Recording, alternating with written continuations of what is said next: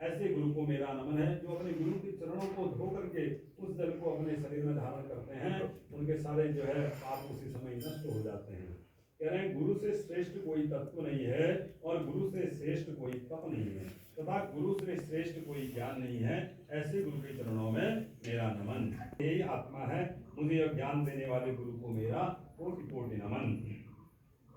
गुरुरादि नारदश्च गुरु परम दैवतम गुरु मंत्र समो नास्ति तस्मै श्री गुरुवे नमः। एक नहीं है, वे परम देव हैं। दो अक्षरों से संगठित गुरु शब्द के समान अन्य कोई मंत्र नहीं है। ऐसे गुरु के चरणों में नमन है। प्रतिकूल स्थिति में गुरु ही एकमात्र सहायक बंधु होते हैं। वे सभी धर्मों की ज्ञाता हैं। ऐसे गुरु को नमन है। गुरु मध्ये स्ते विश्वम विश्व मध्ये स्ते गुरु गुरु विश्वम चान्योस्ति तस्मै श्री गुरुवे नमः। संपूर्ण जगत गुरु में स्थित है, वैसे संपूर्ण विश्व में गुरु ही स्थित है। यह संसार गुरु ही है और कुछ नहीं। ऐसे गुरु को नमन।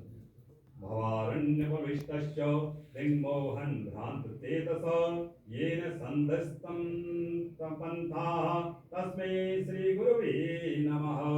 तावत्रय अग्नि तपना शांत प्राणिनां भव यस्य पादोदकं गंगा तस्मै श्री गुरुवे नमः।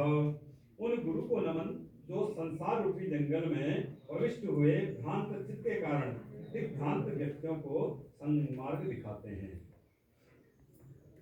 अब उन गुरु को नमन जिनके गंगा जल सदस्य शीतल पद प्रक्षालित जल से आध्यात्मिक आदि भौतिक तथा आदि दैविक पात्र से संसार में विदग्ध प्राणी की पीड़ा शांत होती है। अज्ञान सर्वनष्टानां परिणाम कश्चित् सकः सम्यक ज्ञान महामंत्रम वेदिनम सद्गुरु विना। अज्ञान रूपी सर्प से दर्शित प्राणी को आत्मज्ञान रूपी महामंत्र के ज्ञाता तथा चिकित्सक सद्गुरु के सिवा और कौन बचा सकता है। हे तव जगतामेव संसारावण से तवे प्रभवे सर्वविद्यानां संभवे गुरुवे नमः।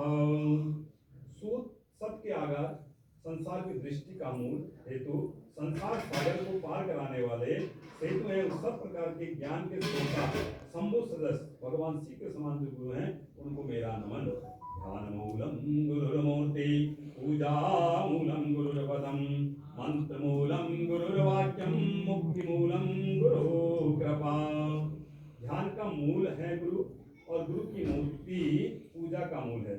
गुरु के चरण उच्चारण का अर्थ है और गुरु का जो मूल मंत्र है गुरु शब्द तथा वह मुक्ति देने वाला है। ऐसे गुरु हम पर कृपा करें। सप्त सागर पर्यंतम तीर्थ स्नान फलम दुयत गुरुपाद पयोबिंदु सहस्त्रांसे तत्फलम। सप्त सागर तथा सभी नदियों में स्नान का पुण्य गुरु चरण प्रक्षालित जल की एक बूंद के सहस्त्रीय भाग को ग्रहण करने से जो है सदस्य है। श्री रुष्टे गुरु सस्ता गुरु रुष्टे न कंचन लब्ध्वा कुल गुरु सम्यक गुरु एवं समाश्रयेत्। अगर शिव जी भी क्रोधित हो जाते हैं तो गुरु प्राण दिला सकते हैं, पर गुरु क्रोधित हो जाने पर कोई प्राण नहीं दिला सकता। अतः व्यक्ति को परम निष्ठा से कुल गुरु जो शिष्य को दीक्षा दान के पश्चात अपनी परंपरा से स्वीकार करने की आराधना करनी चाहिए। मरुलब्धो यथा भंगो पुष्पात् पुष्पान्तरं वदेत् ज्ञानलब्धस्तथा शिष्यो गुरु गुरुतरं वदेत्।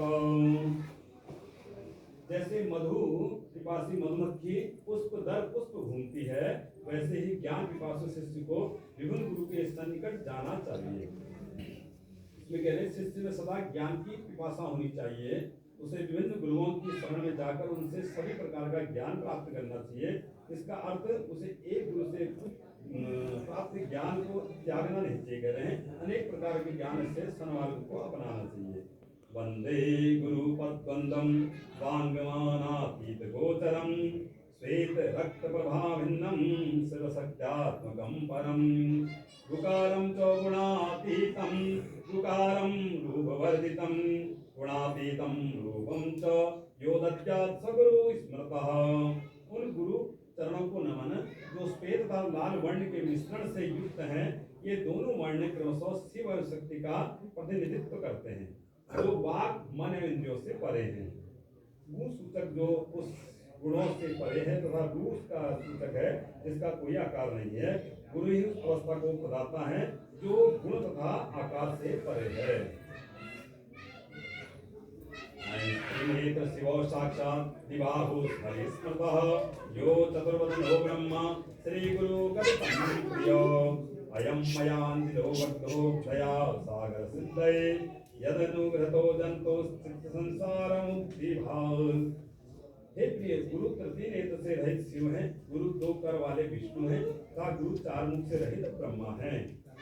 मेरे करवल नमन उन गुरुओं को जो करुणा के सागर हैं तथा जिनकी अनुकंपा से प्राणी इस विचित्र संसार से मुक्ति प्राप्त करते हैं। श्री गुरु परमं रूपम विवेक चक्षुषोग्रता मंद भाग्यान पश्यन्ति अंधा सूर्योदयं यथा। जैसे चक्षु विहीन व्यक्ति सूर्योदय नहीं देख सकता है, वैसे ही वह हतभागी व्यक्ति गुरु के परम रूप को निरख नहीं पाता जिसके पास विवेक रूपी चक्षु नहीं है। कुलानां कुलकोटिनां तारकस्तत्तत्सनात् ततस्तदुलो ज्ञात्वा त्रिकालं विवादयितो। सद्गुरु वे होते हैं जो क्षण में सैकड़ों वंशों को पार देते हैं अथवा व्यक्ति को सद्गुरु की शरण में जाकर उनका त्रिकाल प्रातःकाल मध्यकाल और संध्या काल में पूजन अवश्य करना चाहिए। श्रीनाथ शरण बंदम यस्या विराजिते तस्यादिशि नमस्कुर्यात् भक्त्या प्रतिदिनं प्रिये। साष्टांगं प्रणिपातेन स्तवन्त्यं गुरु भजेत् भजनात् प्रेमाप्नोति स्वरूपरूपमयो भवेत्। योग्यां पदव्यां च दानभ्यां वृषा शिरस्त्रसा मनसा वचसा देसी प्राणोष्टुं उच्यते। भगवान शिव कहते हैं, हे प्रिय पार्वती, जिस दिशा में गुरु के श्री चरण स्थित हो उस दिशा में और उस स्थान पर व्यक्ति को प्रतिदिन श्रद्धा पूर्वक नमन करना चाहिए। गुरु का साष्टांग नमन करने से व्यक्ति स्थिर होता है तथा अनंत स्वयं को पहचानता है।